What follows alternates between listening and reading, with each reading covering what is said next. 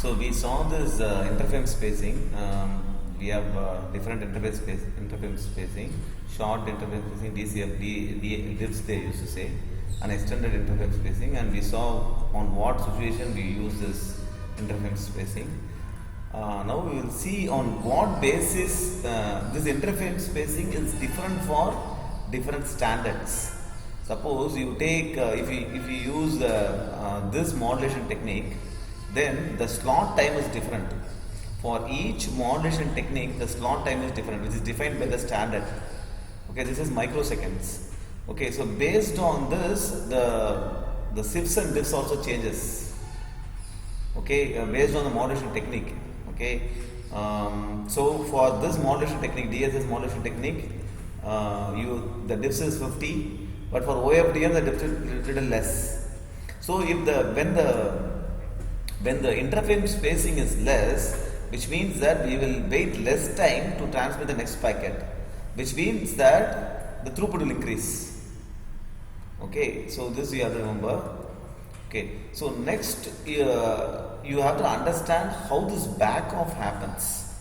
So usually, suppose a station is want to transmit a packet. When it wants to transmit a packet, new packet, it has to wait for diffs. Right after that, what happens is there is a contention window. Okay, the contention window is basically a list of numbers. Okay, you can take it as this is the minimum value and the maximum value. So it can take any value from the contention window. It is basically an integer. Okay, if it is 3, based on this, it wait for, you can assume that it is wait for, let's say 3 seconds or 3 milliseconds. Okay, and then it starts to transmit the frame. So once it transmits the frame, again it wait for 6 for the ACK. After that ACK comes, so now this transmission is over. For the next transmission, it has to wait for diffs. After the diffs, it chooses a random number from this condition window.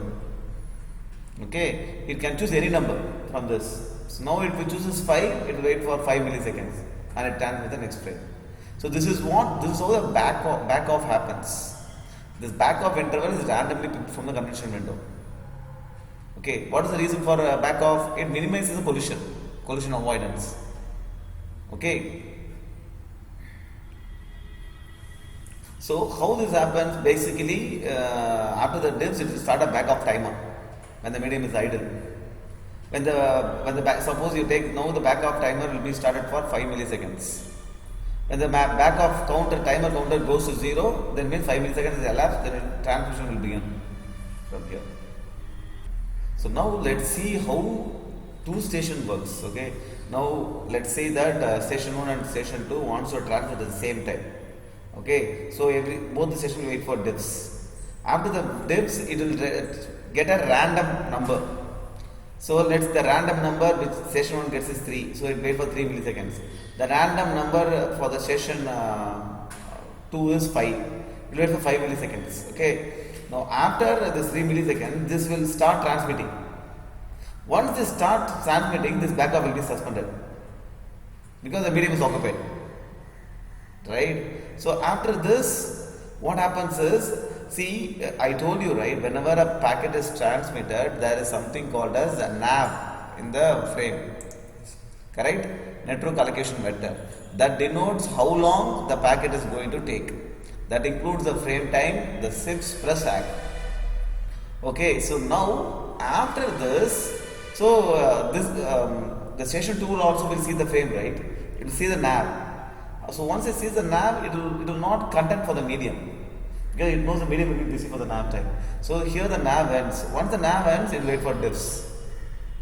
And then it also wants to transmit, wait for diffs. Now again the back off happens. Now this guy chooses 2. This guy chooses 4 from the condition window. Now this station will start transmitting, this will get suspended. This is how the transmission happens. You see in the condition window. Okay. So what is the back off time, right? So you choose the value 3 or 5, right? This is the random number. The random number into the slot time, that much time you will wait. That is the back off time. Okay. So now, the contention window minimum and maximum value that depends upon the phi. What is phi? Phi is the physical layer. Physical layer is basically what is the modulation it is doing, right? Whether it is 11b phi or 11a phi, right? Things are different for it. So for this modulation technique, the minimum value is 31 and maximum is this one. For OFDM, minimum value is 50. The maximum value is 1020. So this is the, so when you choose a back of random value, you have to choose within this value. Okay, and see, you know, right? When you, after you transmit a packet, you wait for shifts, and then there will be an ACK from the receiver. This is the hardware ACK. Okay, so the hardware itself will set an ACK. Okay, there is no ACK for the broadcast and multicast frames. What is a broadcast frame is basically you have a network. Okay, so you have different systems in a network. This is all connected to Wi-Fi. Okay, so there's an AP. All are connected to this. Okay, wirelessly. Okay. Now unicast is sending a packet to one particular system is unicast. Okay, sending a packet to one particular system is unicast. Sending a packet to all the system network in the network is broadcast. Okay, sending a packet to only few systems, that is called multicast. These are all network terminologies. Okay, so this you should understand.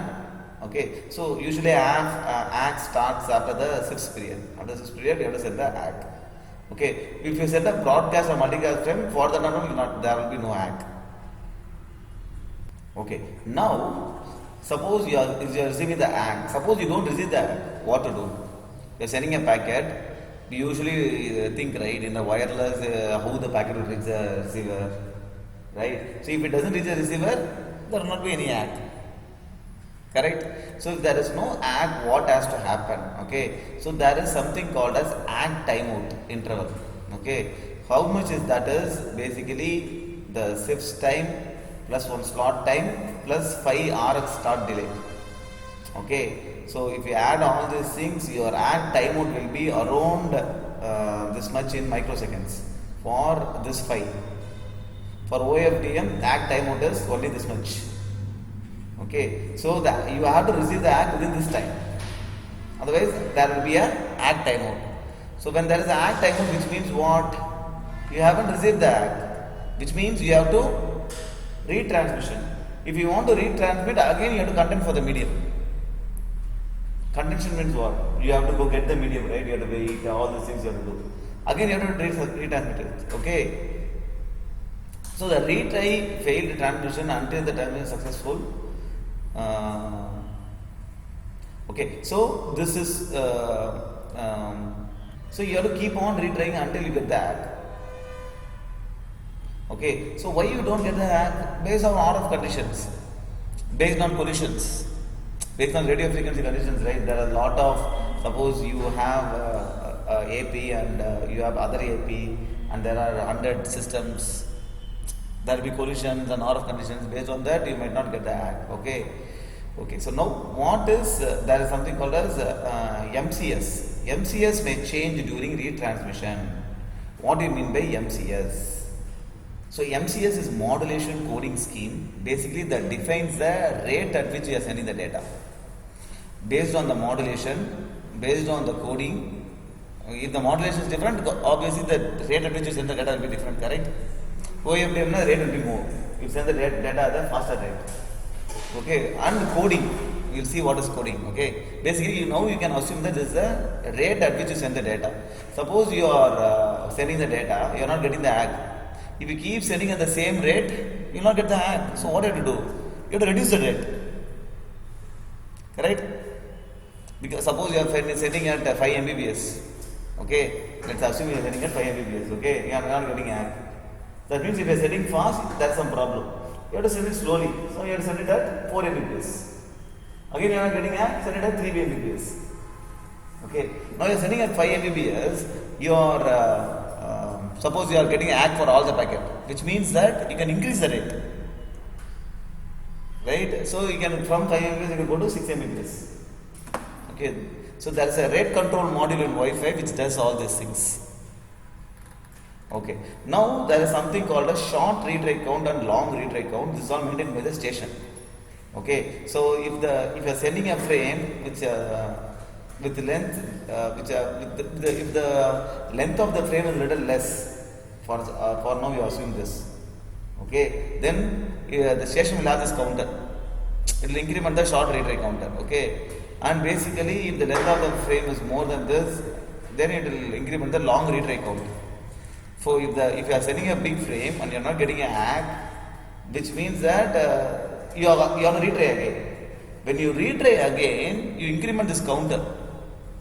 Based on this counter, you take some decisions. Suppose if counter reaches a certain value, then you have to reduce the rate. This is the read write count, right? So based on that, you make a decision. Okay. So the packet which is called the management MAC protocol data unit, right? This management frames you send, right? This is called MAC protocol data unit. Okay. Now, what is fragmentation? So fragmentation is basically, that's a very big frame, right? You divide that into small frames and send. Okay, that's to reduce the collision probability. If there are small frames, then it reduces the collision probability, right? So this big frame, that is called as the MAC service data unit. Okay, that's how they name it, right? And the small bodies, right? So how the body will be there? There will be a header, and the actual data will be there. FCS frame seq sequence. Frame seq sequence is basically to verify whether the frame has received without any errors. Okay, in the sender side they will do some manipulation, they will fill this. The receiver side they will again do the manipulation and check whether it is received properly. Okay, this small fragments are called MPDU, MAC protocol data unit. Okay,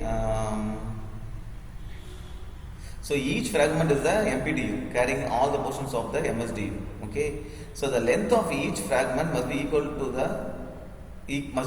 all the fragments lengths should be equal. Last fragment will be the extra fragment, right? That can be different, but other fragments length should be equal. Okay. So the source will obviously retransmit the fragment. For every fragment you will have an ACK. If there is no ACK before the ACK timeout, it has to retransmit. And so while retransmitting, you have to transmit the same frame. So there should not be any change in the body content and length while retransmitting.